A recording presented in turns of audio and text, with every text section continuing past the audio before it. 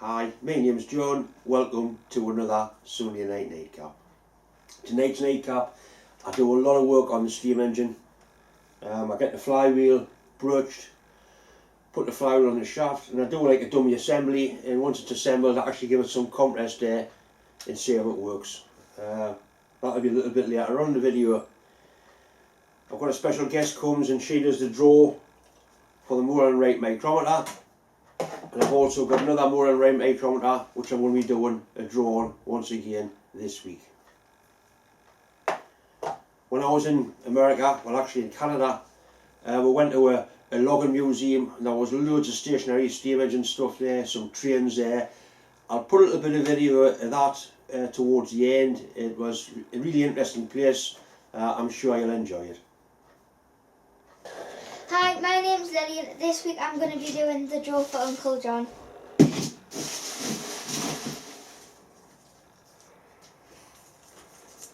And the winner is Kenya Sonnen. Bring it towards the camera.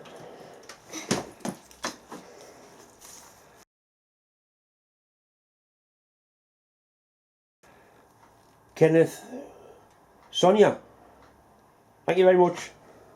Say bye. Bye. Excellent, thank you. Thanks very much for that, Lily. All you have to do is get your address to us and I'll get it in the post this week.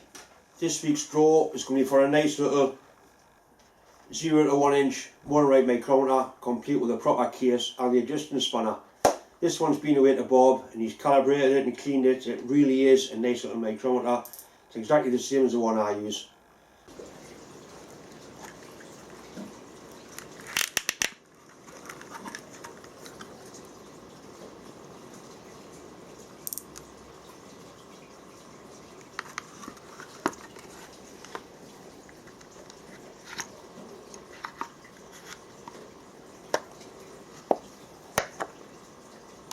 I've got the Moore and Wright one I use. I've got a brand new Starlet one that's too good to use, and this is the one I got given.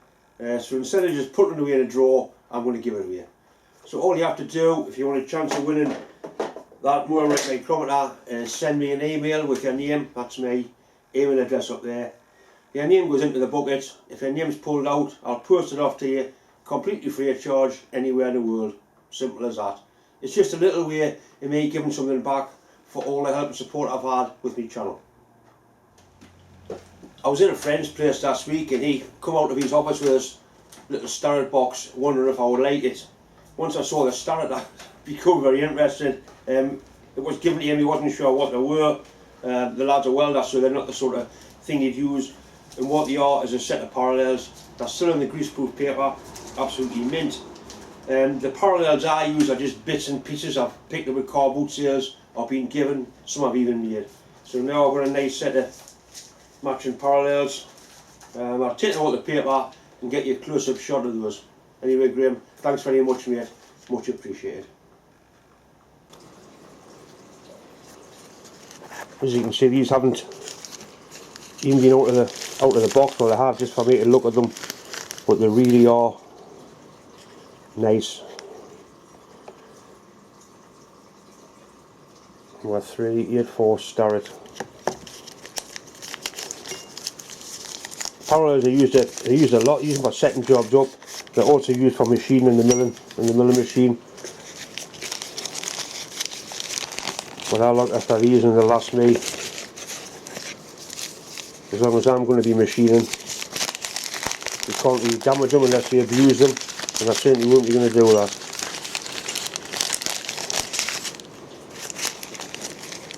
There's one or two little marks on them, but they've been protected in the greaseproof paper. Excellent.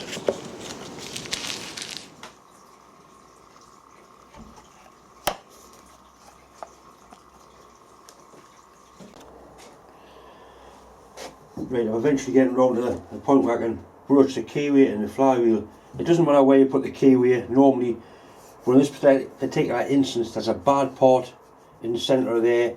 It's probably where the metal has been poured when the wheel was cast. So we'll leave that part alone. We'll put it in opposite that spoke there. You quite simply put the guide in that we made the other week, and the brooch is pushed down through there. You put shims in the back of there, spacer shims, to keep pushing the brooch out on each cut. The brooch is very similar to a centre drill actually, in its main ambition in life is to snap. They're really brittle, so they must be pushed in nice and true. An arbor press is ideal for doing this, like a mechanical press, but I haven't got one. Yeah, I've got one, but it's not big enough. Right, so that simply goes into there. It's got the shims in behind it, and the shims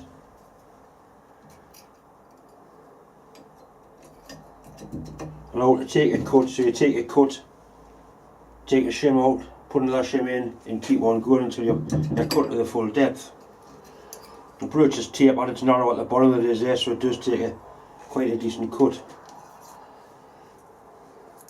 I think I'll try with just one shim in for its first. I will, for its first go through.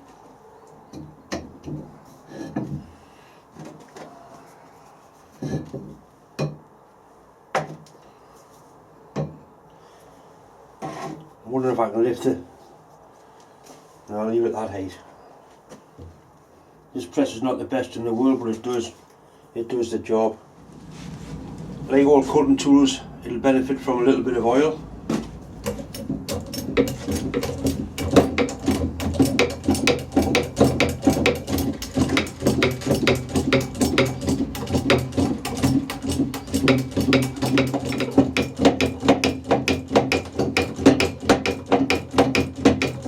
Right, that's its first pass through.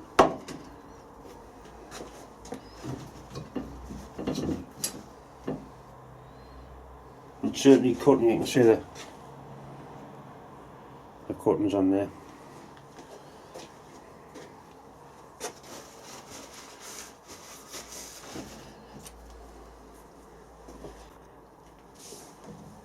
Okay, so we'll put another shim in behind it.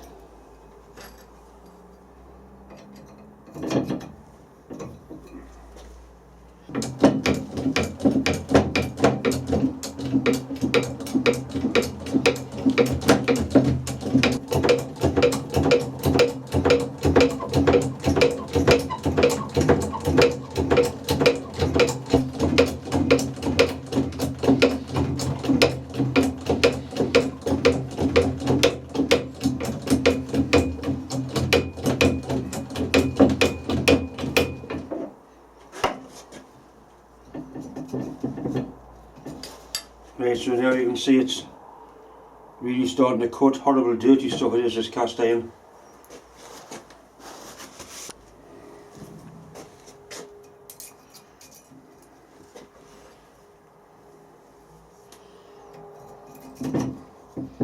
It lines itself up onto its keyway, it can't do anything else.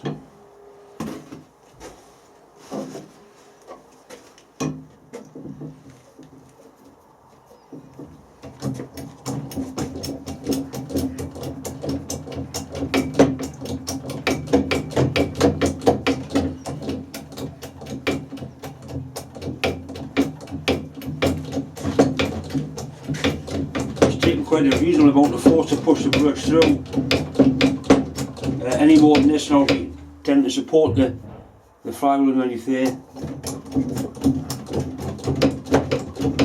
So the last thing I want to do is break this block.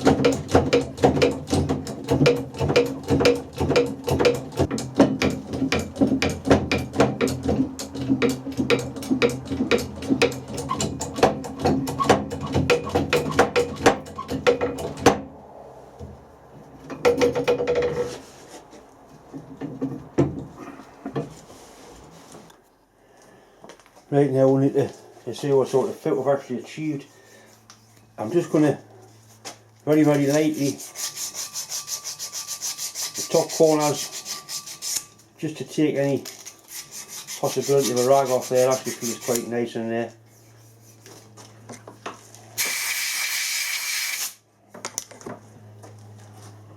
The keyway was a really good, the key was a really good fit in the crank.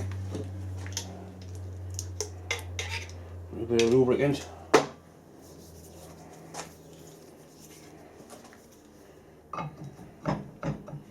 This looks good.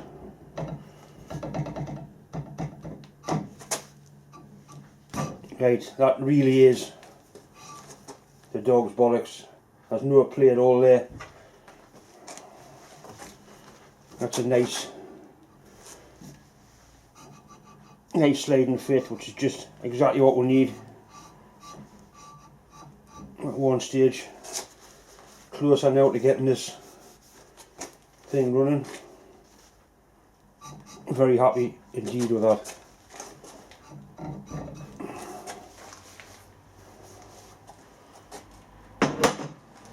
Very happy.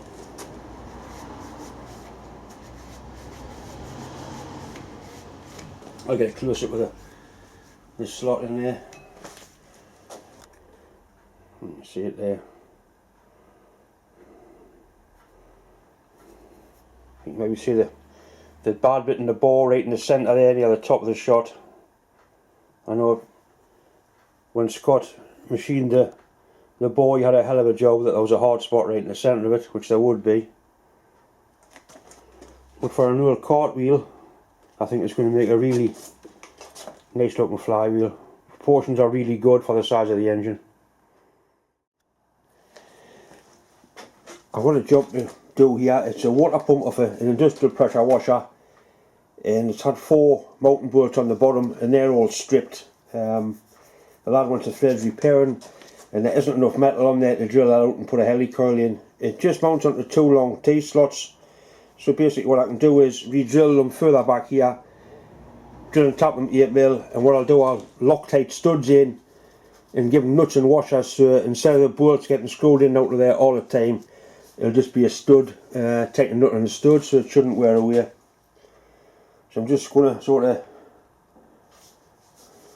freak away, because the only critical distance is the width. That way it doesn't really matter because they're slotted holes, so I'm just going to pick the centres up, drill them, tap them, 8mm, and glue studs in. Right, I'm going to put a mark on the drill just so I know how deep I can go for the pilot hole.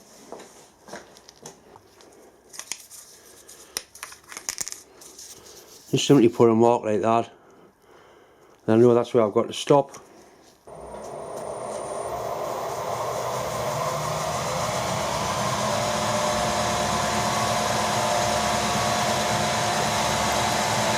Just stocked aluminium.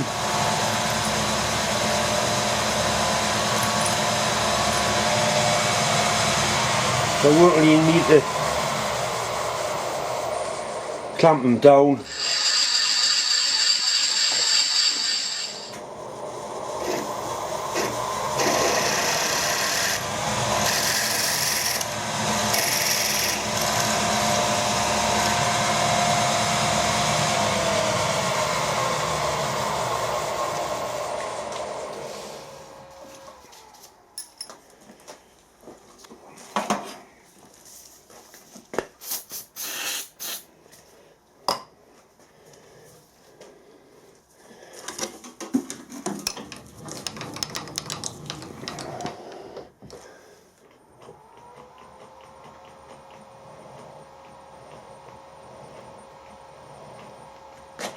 The control I've got over this middle now with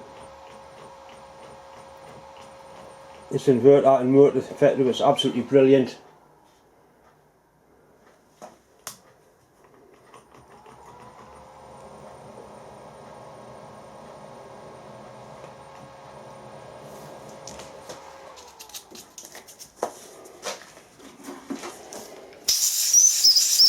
Nice clean shiny threads. Just what I like to see.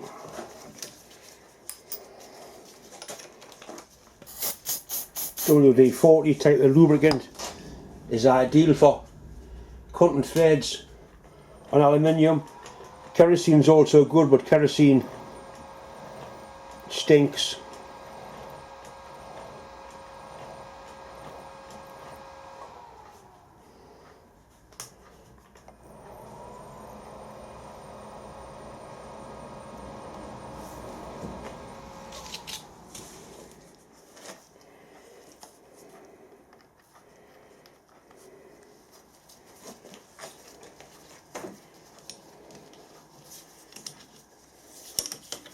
Wouldn't believe the amount of gear I've got in this workshop. I can't find the 13mm spanner. Anyway.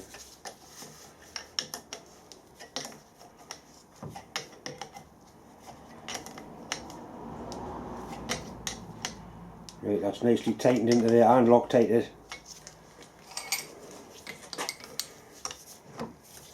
So it means now as I'm working on it, there won't be damaging the threads in there at all because they won't move, it'll just be the nuts up and down the studs.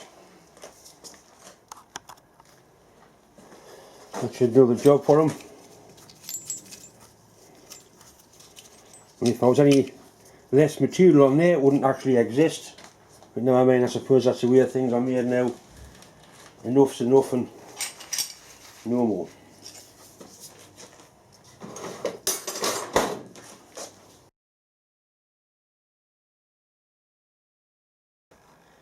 This week's draw is going to be for another micrometer. Once again, Bob's had it away and had it apart and cleaned it up and calibrated it. It's a nice little 1 1/8 motor 1 inch spanner. It's a micrometer, John, you and bell end.